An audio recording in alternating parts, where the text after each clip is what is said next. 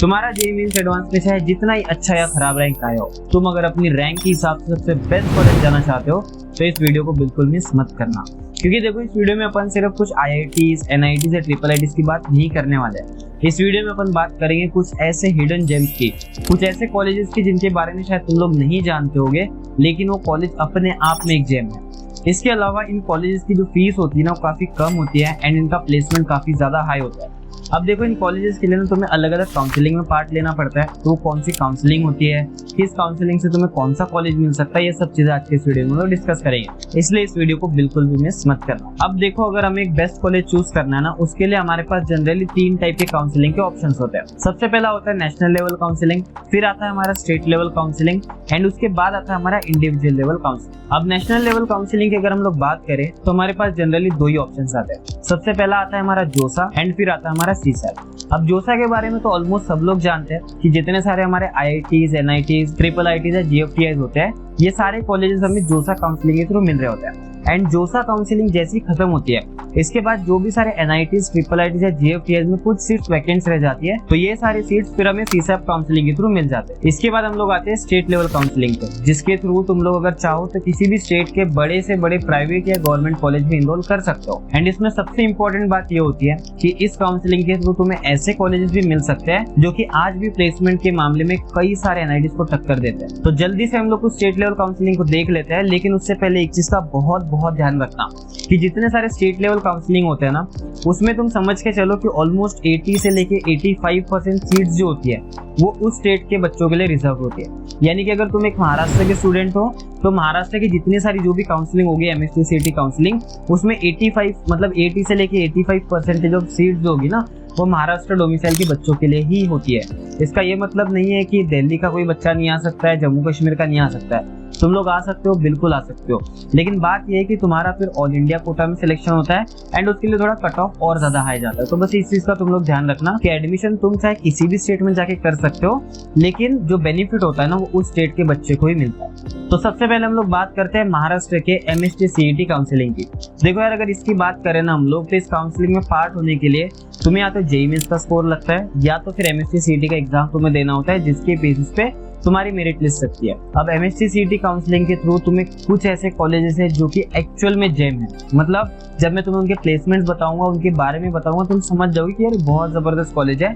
ऐसे कॉलेजेस मिलते हैं तुम्हें जिसके लिए कुछ बच्चे ऐसे होते हैं जो कुछ लोअर NITs या कुछ न्यू NITs होते हैं ना, उनको ड्रॉप कर देते हैं। तो इसमें सबसे पहला नाम आता है तुम्हारा COEP पुणे का।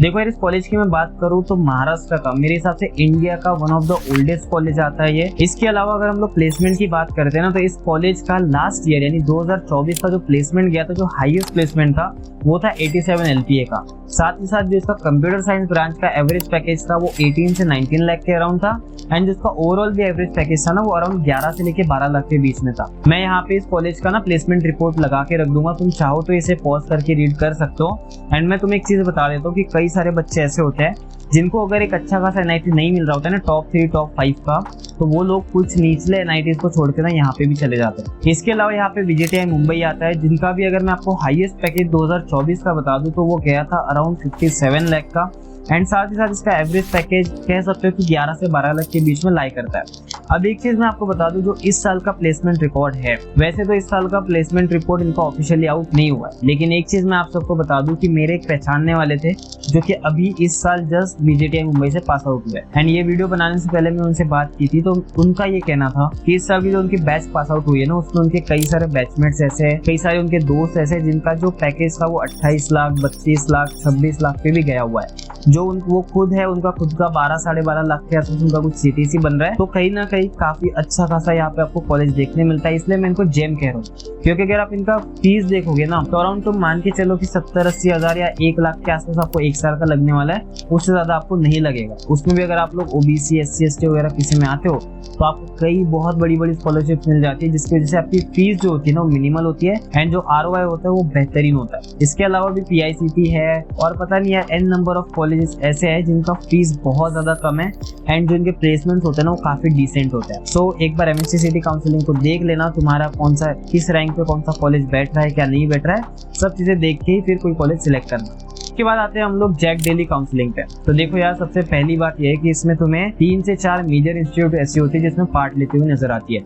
सबसे पहले आता है तुम्हारा DTU, इसके बाद आता है तुम्हारा NSUT, इसके बाद आता है तुम्हारा IGDTUW जो कि एक वुमेन्स कॉलेज है, एंड साथ में सबसे एंड में आता है IIIT दिल्ली। अब देखो, मैं तुम्हें एक चीज पहले ही बता दूं कि अगर तुम लोग दिल्ली के स्टूडेंट हो तो तुम्हें जैक काउंसलिंग को जरूर से फिल करना है। इसका रीजन ये है कि यहाँ पे दिल्ली के स्टूडेंट्स को ऑलमोस्ट 85% का रिजर्वेशन मिलता है, और जो ऑल इंडिया कोटा से जो बाकी स्टूडेंट्स आते हैं उनको सिर्फ 15% का चांस होता है। तो कहीं ना कहीं अगर तुम दिल्ली के स्टूडेंट्स और ये सारी यूनिवर्सिटीज काफी बेहतरीन है तो तुम लोग यहाँ पे बहुत ज्यादा बेनिफिट उठा सकते हो। इसके अलावा भी तुम्हें हर एक स्टेट की ना अपनी अलग अलग काउंसलिंग देखने मिल जाती है। जैसे अगर कर्नाटका की हम लोग बात करते हैं तो वहाँ KCET होता है, जिसमें तुम्हें UVC बेंगलोर या PMSC होता है। ये अच्छे खासे गवर्नमेंट और गवर्नमेंट एडेड कॉलेज मिल जाते हैं। इसके अलावा अगर तुम लोग वेस्ट बंगाल से हो तो वहाँ पे तुम्हारा WBJE चलता है, जिससे तुम्हें जादवपुर यूनिवर्सिटी मिल जाता है। एंड जादवपुर यूनिवर्सिटी के बारे में तुम लोग नहीं जानते हो तो यार one of the best colleges में से आता है वो। तो ऐसे हर एक स्टेट अपनी अलग अलग यहाँ पे काउंसलिंग करवाता है। मैं सारी स्टेट काउंसलिंग की यहाँ पे तुम्हें लिस्ट दे दूंगा। इसके बारे में तुमको अगर पता करना है अपने अपने स्टेट के हिसाब से तो तुम डायरेक्टली इसके बारे में गूगल पे सर्च कर लो, वहाँ तुम्हें सारे कॉलेजेस पता लग जाएंगे कि इस काउंसलिंग के अंडर कौन से कॉलेजेस आते हैं। साथ ही साथ तुम लोग वहाँ पे रैंक भी देख सकते हो कि कितने रैंक पे मेरा कितना कौन सा कॉलेज क्लोज हुआ था। इससे तुम्हारा जब भी तुम लोग अपना रैंक के हिसाब से कॉलेज डिसाइड कर रहे होगे ना, बहुत ज्यादा हेल्प होने वाला है। इसके बाद आती है हमारी इंडिविजुअल लेवल काउंसलिंग। तो देखो, इसमें क्या होता है ना, जनरली कुछ बड़े बड़े प्राइवेट कॉलेजेस ऐसे होते हैं जो कि अपनी खुद ही एग्जाम्स कंडक्ट कराते हैं एंड अपनी खुद ही काउंसलिंग करवाते हैं। जैसे इसमें बिटसेट आता है, मणिपाल आता है, अगेन तुम्हारा LPO आता है, और जितने कई सारे ठापर वगैरह आते हैं। तो ये सारे कॉलेजेस क्या करते हैं कि अपनी खुद के एंट्रेंस टेस्ट कंडक्ट कराते हैं एंड देन वो खुद ही उसकी काउंसलिंग कराते हैं। लेकिन एक चीज तुम्हें ध्यान रखनी है कि जितने भी ये सारे बड़े बड़े कॉलेजेस है ना, ये सारे ही बड़े कॉलेजेस की बहुत ज्यादा हाई फीस होती है। यानी किसी की 25 लाख, किसी की 30 लाख, तो न जाने कितना कितना इसका फीस होता है। तो इसका जब तुम लोग काउंसलिंग फॉर्म भरोगे या फिर इनकी एग्जाम्स के लिए तुम लोग बैठने वाले हो तो इस चीज को जरूर से ध्यान में रख लेना कि अगर तुम बिट्स जा रहे हो ना तो तुम समझ के चलो कि 6-6.5 लाख रुपए तुम्हारा एक साल का डेफिनेटली लगने वाला है। बेयर मिनिमम कह रहा हूँ मैं। यानी तुम मान के चलो कि अराउंड 25 से 30 लाख रुपए तुम्हें 4 साल में खर्च करने पड़ेंगे यहाँ पे अगर तुम इंजीनियरिंग करना चाहते हो। अब जैसे अगर तुम्हें बिट्स का कोई कॉलेज चाहिए होगा, जैसे बिट्स पिलानी हो गया, गोवा हो गया, हैदराबाद हो गया, दुबई हो गया, तो इन सारे कॉलेजेस के लिए ना तुम्हें सबसे इंपॉर्टेंट होता है कि तुम्हें बिटसेट देना पड़ेगा। एंड उस बिटसेट में भी तुम्हें अच्छा खासा कट ऑफ क्लियर करना होता है। उसके बाद ही तुम्हें किसी भी बिट्स के कॉलेज में तुम्हें एडमिशन मिलता है। एंड ये पूरा काउंसलिंग प्रोसेस जो होता है ये खुद यहाँ पे बिट्स करता है। अब बिट्स को छोड़ के यहाँ पे मणिपाल होता है, VIT होता है, इसके अलावा SRM होता है, थापर होता है, और न जाने कितनी ऐसे बड़े बड़े इंस्टीट्यूट है प्राइवेट जो कि अपना अपना एग्जाम कंडक्ट करा के काउंसलिंग करवा रहे हैं। अगर हम लोग VIT की बात करते हैं, VIT वेलोर की, तो वहाँ पे जाने के लिए तुम्हें VIT EEE का एग्जाम देना पड़ेगा। इसके अलावा तुम्हें अगर मणिपाल में जाना है तो तुम्हें MET का एग्जाम देना पड़ेगा। अब तुम्हें SRM जाना है तो तुम्हें SRM JEEE का एग्जाम देना पड़ेगा। ऐसे कई सारे एग्जाम होते हैं, जैसे ठापर का TIET हो गया या फलाने कॉलेज का कोई और हो गया। तो ऐसे हजारों तुम्हें एग्जाम्स मिल जाते हैं। ये लोग खुद ही एग्जाम्स कंडक्ट कराते हैं, खुद ही काउंसलिंग कराते हैं। एंड जो भी मान लो कि कोई एक ऐसा कॉलेज हो जो काफ़ी थोड़ा अच्छे खासे टाइम से चल रहा होगा, लेकिन अब वो यूनिवर्सिटी बन गया है या तो फिर थोड़ा ऑटोनोमस हो चुका है जो किसी यूनिवर्सिटी के अंडर नहीं आता है, तो वो कॉलेजेस ना जनरली अपनी फीस हाई ही रखते हैं। तो तुम लोग जब इनको फिल करोगे तो डेफिनेटली ध्यान रखना कि एक अच्छा खासा लोन तुम्हें लेना ही पड़ेगा, इर्रेस्पेक्टिव ऑफ तुम्हारी फैमिली सिचुएशन कैसी भी।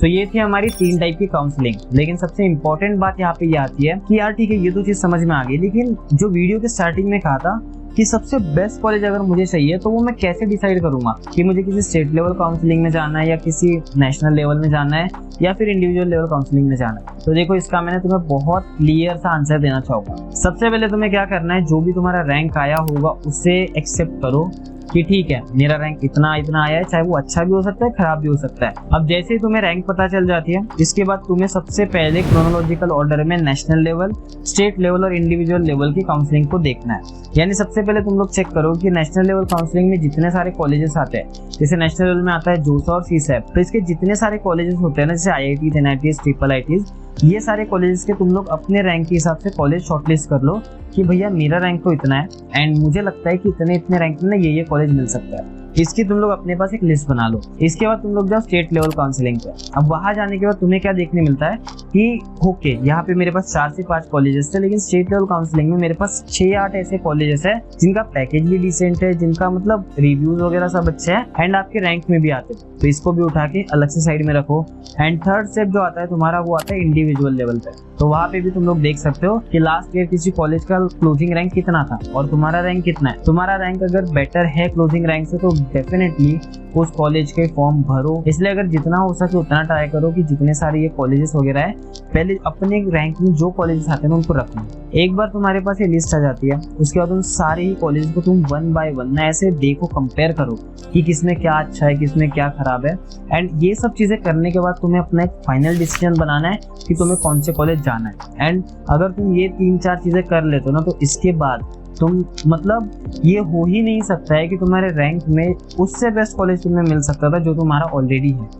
तो अगर तुम्हें ये वीडियो पसंद आई होगी तो इस वीडियो को लाइक जरूर से कर देना। बाकी अगर चैनल पे नए हो तो सब्सक्राइब कर देना। मैं मिलता हूँ आपको अगले वीडियो में। Peace out.